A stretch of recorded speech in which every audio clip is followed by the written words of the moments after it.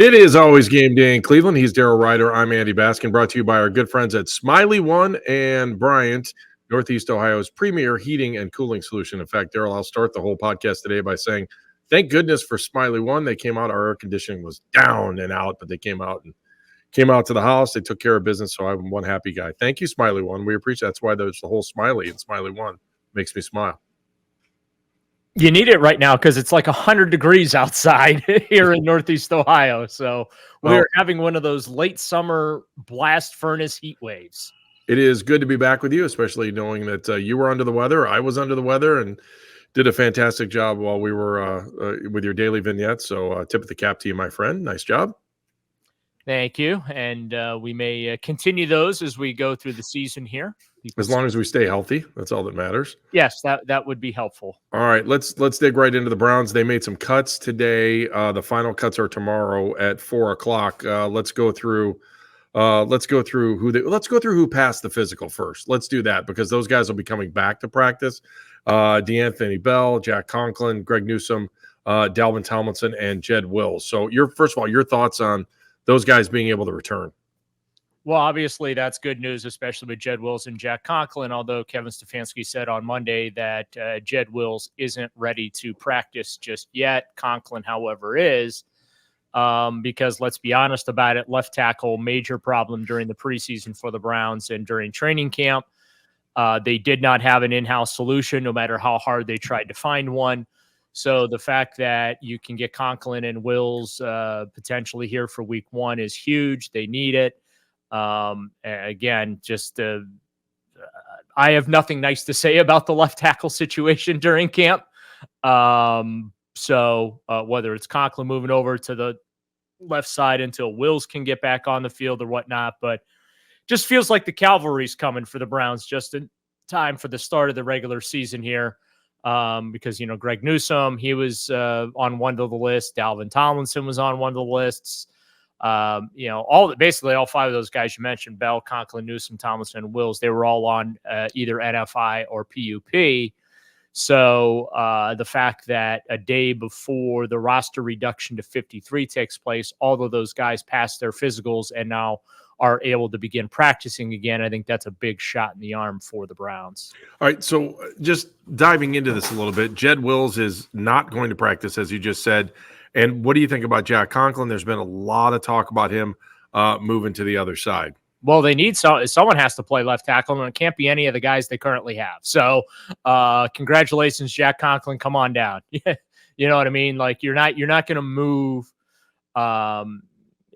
you're not going to move DeJuan Jones. You're going to leave him on the right side. And keep in mind, too, he's still not 100%, even though he's been practicing the last couple of weeks here during camp and he's been playing in the preseason. He's still, at least in my view, Andy, he's still not back to the player that he was a year ago just yet. So they've had tackle problems basically the entire preseason and training camp. We really saw it during the Minnesota Vikings joint practices. Deshaun Watson was pretty much under siege every time the ball was snapped. When Myles Garrett's going against you, you're under siege every day anyway. But, the offensive line is a much bigger concern than we have become accustomed to here in recent years. I think we've been spoiled a little bit with how good the offensive line has been over the last 4, maybe 5 years or so. And now they've, there's some questions there at those tackle spots because of injury. Yeah. So 2 things. One, what kind of pressure does this put on Andy Dickerson? Because people are going to, the offensive line isn't good. They brought in a new coach.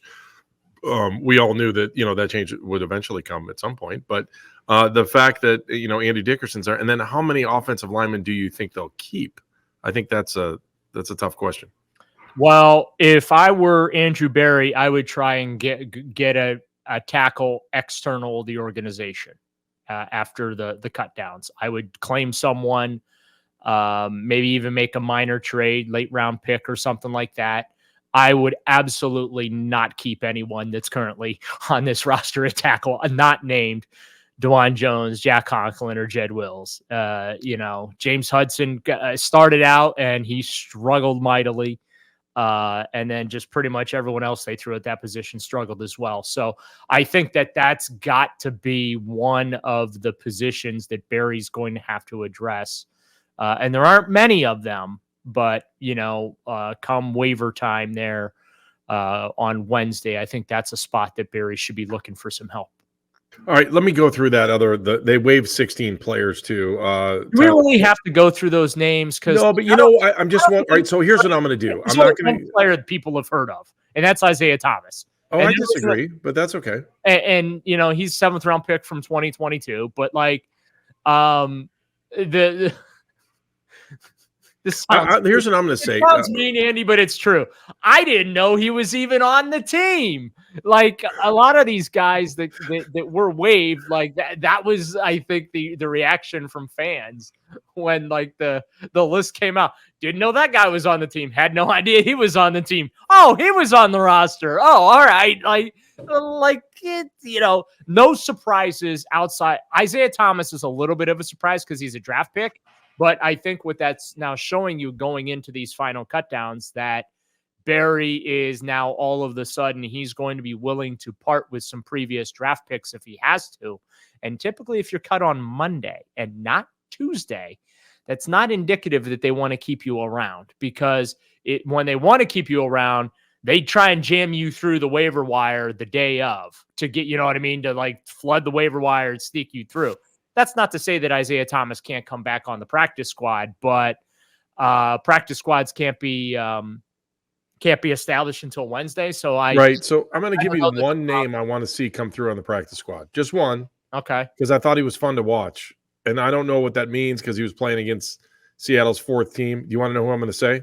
The kicker? No. Although you're probably going to want to put a kicker through to the practice squad. Yeah. Because you want to hang on. Do you want to guess or no? No. I should say Aiden Robbins just so I could do the Baskin Robbins jokes, but I'm not.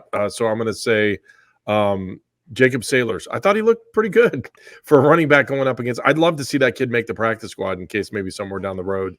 I'm sure that they could find him somewhere else on somebody else's practice squad if they cut him. But I was intrigued just a little bit by the running back. Well, they've got some decisions to make at running back right now. As we know, no surprise. By the way, if anyone was surprised by the news Monday morning that Nick Chubb was starting the season on PUP, where you been? I've been telling you all off season. He's not going to be ready week 1. It's not happening. Not even God Almighty named Nick Chubb will be ready week 1. It's not realistic. And so he's, going to miss at least the first 4 weeks of the season there. But, Jerome Ford's your number 1 back. And then, it's a committee, right? Dante Foreman, Pierre Strong. I think those are the 3 running backs that they're going to keep. Nyheim Hines is not ready. He is one of the very few players that started training camp on the list. He was on non-football injury. He was one of the few players on those lists that did not pass a physical on Monday. So he's not going to be ready. But I think the 3 running backs they're going to go with are Jerome Ford, Dante Foreman, and Pierre Strong. And then, everyone else, you're hoping maybe to get, somebody to the practice squad or something like that. But I think those are the 3 backs they keep. You're on mute, Andy. Good point. Thank you, Daryl. Appreciate you. You're the technical wizard of this show, by the way.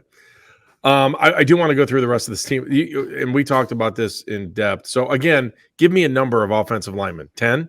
Because you realize 2 of the last 2 years, they've kept more defense than offense. 3 years ago, it was 25, 25, and 3 being special teams. And the year prior to that, they kept 1 more offensive player than defensive player. I'm going to say 9. But they were still using a fullback at the time. Yeah, I'm going to say 9. 9 offensive linemen? Yeah. Okay, let's go over to the wide receiver spot now because I think that's the most interesting. And, Jeff and I had a pretty good argument about this today, and I just think that David Bell, if he's not injured and they don't start him on the IR, everything I was hearing, and Daryl, you tell me what you were hearing, they love him in the building. They want him to be on this team, and I think that he ends up making the team because of that. You tell me. Is he cut or is he staying? He's on the bubble. That's for sure. He's on the bubble. We know 4 spots are spoken for. That's Amari, Elijah, and Jerry, and Cedric Tillman. Then for 2 spots, you've got Michael Woods and David Bell. You've got Jalen Darden. You've got Jamari Thrash. You've got James Prochet. I think Jamari Thrash is going to bump out either Michael Woods or David Bell. I think that, Hang on. Think in a moment. I want you to hold that thought, Daryl, and I want you to tell me why Thrash is going to make this team, and I'm going to give you the reason why, too. We'll do that in a second. It's always game day in Cleveland. Back after this. It is always game day in Cleveland, brought to you by Smiley One and Bryant, Northeast Ohio's premier heating and cooling solution.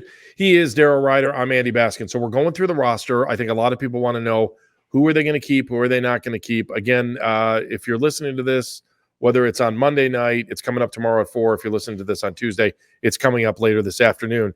Just kind of diving in a little bit deep on why guys we think are going to make the roster, why they may not make the roster. And, Daryl, the last guy we were talking about before we went to break was Thrash. And I thought that, the kid looked really, really good when I was there for whatever that was, Jamari Thrash, that he can also do special teams. And I think that that's going to help him out. You tell me.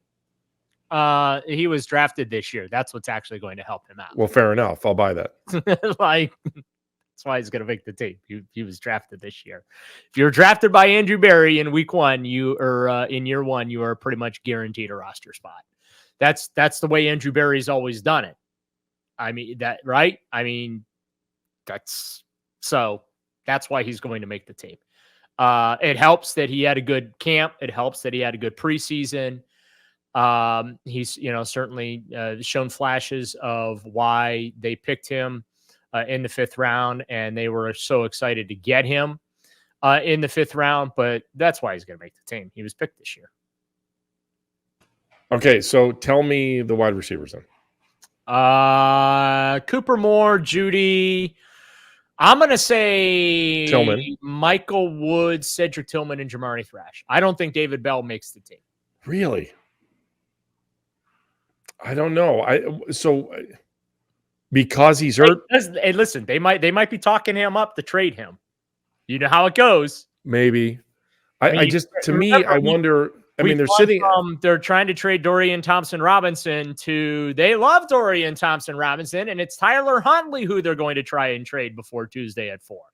Right? You see what I'm saying? Yeah. There's, sometimes they hype the guys up that they're actually trying to maybe get a 6th or a 7th round draft pick for. So if you go by your draft theory, though, Bell stays and Woods goes. Don't you think? Michael Woods was drafted in same draft, the 6th round, right? Right.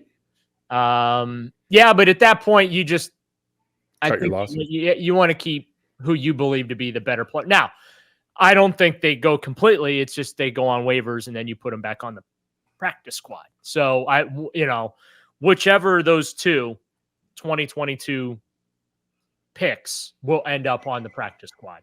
The odd man out will end up on the practice squad because I don't see anyone rushing to grab either one of those players. I don't see any teams like, oh my God, there's David Bell on the waiver wire. We got to have him now. True. You know what I'm saying? I don't think that's going to happen. So my guess is that the odd man out between Bell and Woods will end up on the practice squad. Look, both have had their moments during camp in the preseason.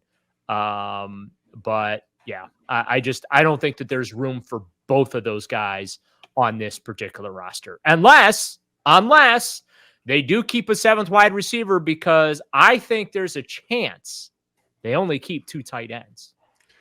Which is not very Kevin Stefanski-like, let's be honest. Although, you know what else isn't Kevin Stefanski-like? Taking 3 quarterbacks this season too, right? I think that we're in a situation now where the 17th game and the bitter taste of having to use 5 quarterbacks last year has said enough is enough for the Browns. We're going to keep 3.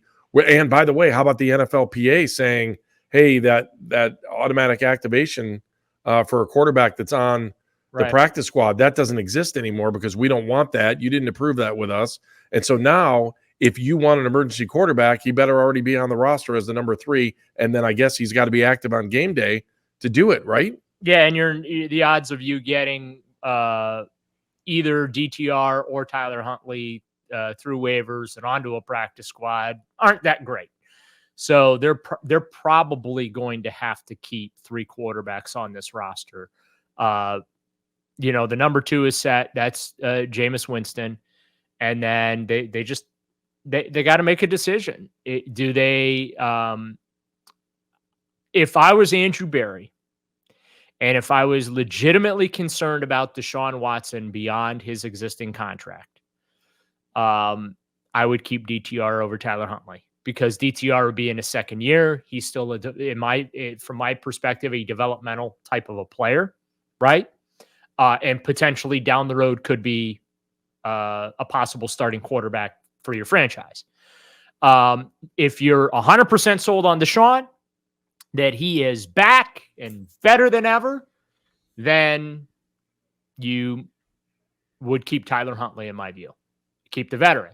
See what I'm saying? So, like that. I'm going to give you another theory on that. Keep going. So that's, I think, where Barry has to, has to figure out where they, where Deshaun is. And it has to be an honest assessment too. It can't be one of those, well, we got $230 million invested in him, and so he's our guy no matter what.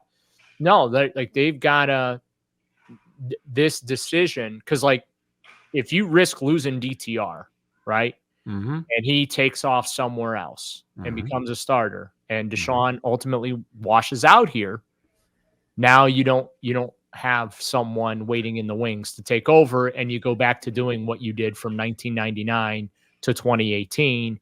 And that's the quarterback carousel again. And let's be honest about it, Andy. Nobody wants that.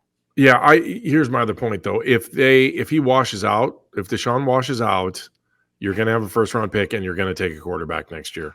You're going to do that. I don't see them not doing that. I think next year's first round pick is going to be used on a left tackle or a wide receiver. If Deshaun doesn't work, the quarterback's going to become more important. I don't know how you can't. The question is, I think DTR is in a weird spot, because I think we all want to believe that he's going to be a starting quarterback somewhere, but is he a starting quarterback that's going to lead you to the Super Bowl? I don't know. I don't feel that strong about that today. And there may be a college quarterback where people are going, oh, this guy's the real deal. And if the Browns have the opportunity to get him, that's the other problem, that if you're a mediocre team, that you're not going to be in a position to go out and get a quarterback that might be able to walk you to the Super Bowl within 2 or 3 years. Yeah, but there's a conundrum here. I just think that if Deshaun doesn't work, that they're going to use that draft pick next year on a quarterback. Yeah, but the NFL draft history, I should say, tells you have a better chance of finding your quarterback later in the draft than you do with a top 10 pick. Let's be honest about it. I mean, the top 10 picks, the quarterbacks, a lot of them wash out. Yeah, I would say it's probably 50-50, don't you think? It's 50-50. I think it's more like it is, because I looked this up last year because everyone wants to use the Tom Brady thing. I mean, I'll tell you what, we'll do this next time, because we'll see who's left as a starting quarterback, and we'll see who's a first rounder. Yeah, I think next year, because you're still in your window of contention, you are looking for players to immediately help you with that first round pick. And I don't think you're on the Myles Garrett clock too. Exactly. Yeah. And you don't want to spend that first round pick on a quarterback that you're not going to play for 1 to 3 years, right? So again, I'm just trying to think the way Andrew Berry does about these type of things. Jed Wills re-signing him, I don't know. They may be forced to re-sign him. Think about that too. I wouldn't re-sign him, but they may be forced to. The fact that we're all sitting here going into week 1, fingers crossed Jed Wills is available, tells you how desperate the situation at the tackle position is right now. And look, Jed has talent. It's not a talent issue for him. It's a consistency issue with him, right? That's what it comes down to. He's got the talent. That guy could, if he applied himself, he could be a Pro Bowler. He could, but like, so I just, again, it just tells you where they're at, though, that we're sitting here saying, oh my gosh, We're really, still asking questions. Yeah, you're really right. need Yeah. Jed Wills to be available. But he's been here, what is this, year 4 or 5 for him? He's 2020, right? So actually, this will be his fifth season here. This is his final year of his rookie deal here at $13 million or so. But like, yeah, I mean, that's why I'm telling you that first round pick next year is, if they don't keep Jed Wills, is probably going to be used on yet another offensive tackle. All right, let's come back. We're going to talk about the defense, and we'll get set. And what did we learn? Why are we smarter from the preseason? I don't know that we are smarter from the preseason. We'll talk about that when we come back. It's always game day in Cleveland. Thank you. Game day in Cleveland. It's always game day in Cleveland. He's Daryl Ryder. I'm Andy Baskin. We are brought to you by Smiley One and Bryant, Northeast Ohio's premier heating and cooling solution. All right, Daryl, we've talked about the offense. Let's talk a little bit about the defense. Dalvin Tomlinson passed his physical, which I think was probably some of the biggest news of the day. Greg Newsome, too. So before we get into the defense, I want to ask you, any chance that you think the Browns might make a trade before they have to turn in that 53-man roster? Yeah, I think I set the over-under at like 1.5 for potential trades before Tuesday at 4. And quarterback spot, the most, Yeah, Green Bay made a trade. I thought maybe they could make another trade with the Packers. The Browns are really good at, dumping quarterbacks on the Packers. But Green Bay went another direction on Monday. But yeah, I thought quarterback could be an area that Barry is able to get a 6th or 7th round pick, because he loves grabbing those 6th and 7th round picks. Well, he grabbed one yesterday. He grabbed another one. Yeah, from the Bears. But yeah, I've got about 1.5. That's the over under for potential trades before the cut down for me. All right, so let's go to the defense, because I do think that if they needed to make a trade, could they possibly walk away from one of the defensive backs? I would not. Okay. And I don't see Andrew Berry doing that, because what is one of the tenets and guidelines, guardrails, whatever you want to call them, for Andrew Berry is there's no such thing as having enough defensive backs. And in Jim Schwartz's system, they need as many defensive backs as they possibly can get. So I don't see them trading any of these defensive backs. I think that obviously they're going to keep a ton of defensive linemen. They're going to keep a ton of defensive backs. Denzel Ward has his 5th concussion. So sounds like he's back, though, right? Sounds like he's going to come back. Although he's not come back, but we don't know when he's going to practice. Well, there was talk about retirement last week. And by the way, if he wanted to retire, I don't know if anybody could be mad at him. I'm sorry. Well, you're getting to a point now where the numbers are adding up. We don't know how many he had at Ohio State. We don't know how many he had in high school. He isn't a real big fan of the Guardian caps in practice, and quite honestly, the Guardian cap didn't help him in practice. In both players in that play that he got injured, both players were wearing the Guardian caps, and he still got a concussion. So I question just what's the use of the Guardian caps because guys are still getting concussions around the NFL. This isn't just a Browns thing, and they're wearing the Guardian caps. Like, what's the point? From my standpoint, they're not doing their job then. You know what I'm saying? Like, well, I don't know that they're saying they can stop concussions, but they can minimize them. I think that's that's the theory. So, yeah. Well, are concussions down since they started wearing are concussions down in practices? I don't know. I've never seen the data on it. So, but yeah, at some point, I think that's something Denzel is going to have to, because this is a quality of life issue post playing time. I like if he came out tomorrow and said I'm retiring, I'd be like, you know what, Denzel, thank you for your time. We appreciate it, and I enjoyed rooting for you, and I will root for you as a human being that's going to be able to live a couple of years longer, right? Yeah, I mean, let's face it. I mean, if you're they lost his dad way too young, right? And you look at how all those ADM machines are now out and about, and his family's done a fantastic job of promoting that and making sure that. So I totally get the whole there's a lot of behind the scenes stuff on that if Denzel ever wanted to step away, I would say thank you for your time and I appreciate you and I will always be a fan. Yeah, when he's healthy, he's an elite player. He's top 3, at least in my view. I think he's a top 3 corner in the NFL. And for the quote unquote haters out there, oh, he's a bust because he rarely plays full seasons or whatever. No, he's not. He's been the Pro Bowl multiple times. Again, he's an elite player at his position. And, the concussion thing, like there's no one to blame for that. It's an unfortunate, it's just a byproduct of the game. Right. Yeah. That's what I was looking for. Byproduct. I was going to say side effect. That wasn't, but yeah, I mean, if he were to ultimately retire, I get it. Because it is a quality of life issue for him. I'll be honest with you. I'm a little surprised he hasn't retired at this point. Right. And then, maybe it's a situation, and I don't want to speak for him. I'm guessing, maybe he's saying to himself, being where the Browns are right now and, high expectations for this team. Maybe he's sitting there saying, hey, let's give it one more year and try and get through this year and be the best player I can be. And, hopefully we can do something special.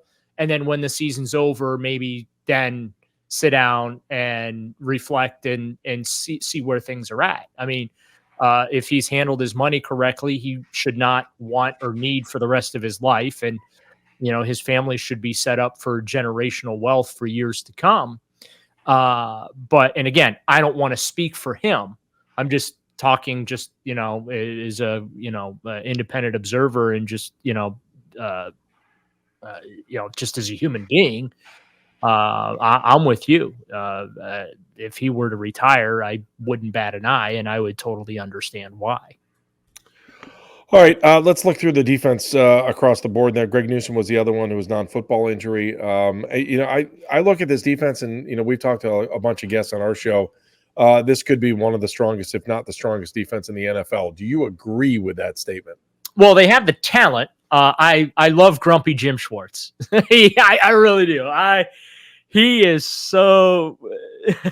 It's not fun sometimes asking him the questions and getting the grumpy responses, but I just love his mentality and his attitude. Yeah, last year doesn't matter. True. There's no guarantee that there's going to be carryover. And obviously, when you look at what lies in front of them, it's good that they have amassed the defensive talent that they have, Andy, because of the quarterback gauntlet they're about to face. They're going to need every ounce of that defensive talent. So getting Greg Newsome back, hopefully Denzel Ward comes back and he's okay. By the way, the Cowboys signed CeeDee Lamb finally. Hell has frozen over and that deal finally got done. I was really hoping that wasn't going to get taken care of until week 2. I was rooting for it, but I do think that the talent that they've amassed is pretty significant and substantial. It's probably the most talented on paper Browns defense that we've seen in a very, very long time. I'd go all the way back to the days of Michael Dean Perry and Clay Matthews and Hanford Dixon and Felix Wright. Those guys. Better say Minifield too. You can't say Dixon. Frank Minifield, yeah. Absolutely. Like that going all the way back to that era of Browns football. This I think has a chance to challenge that group as one of the better Browns defenses in franchise history if they're able to stay healthy and if they're able to play up to expectation. But it's not going to be easy again because of some of these offenses they're going to be facing this year. All right, he is Daryl Ryder. I'm Andy Baskin. The amazing Evan produces what is always known as It's Always Game Day in Cleveland. We will know within the next 24 hours what that 53-man roster looks like. And Daryl, you've said it best. Just because it's the 53-man roster at 4 o'clock doesn't mean it's going to be the same roster at 5 o'clock. Yeah, it's the initial 53. It's one of my I have many pet peeves, but one of my top pet peeves is when people say, "Oh, it's the final 53." There's nothing final about that 53-man roster that'll come out on Tuesday because Andrew Berry's going to be working the phones, trying to maybe again extract a sixth or a seventh round pick from somebody for a guy that didn't make the team anyway. He's going to be looking to scour the waiver wire for some, back end roster help. The good news is, remember how many years, Andy, is we take a moment here to go down memory lane.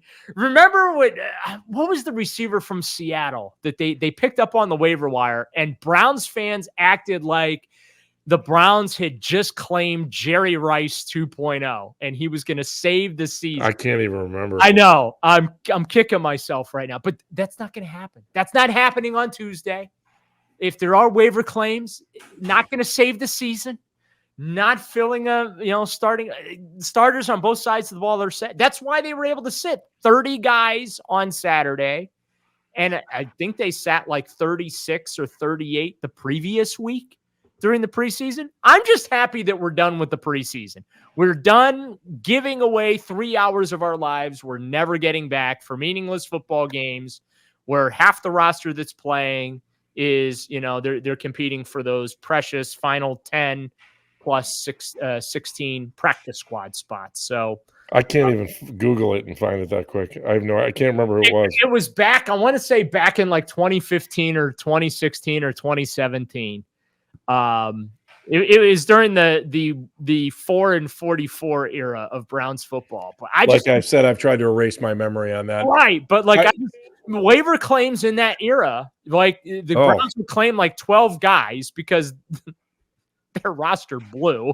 So they're claiming like all these guys off waivers, and Browns fans are like, "Playoffs, baby! We're going. Look at this guy they claimed, and they got this." It's like, listen. Your annual reminder, there's a reason that player was placed on waivers. They're not very good. Goodbye, Daryl. We're out of here. Hey, thanks for listening to It's Always Game Day in Cleveland on the Odyssey app. And more importantly, we want to thank you for watching on YouTube as well. It's Always Game Day in Cleveland. We're back after the initial 53-man roster is set.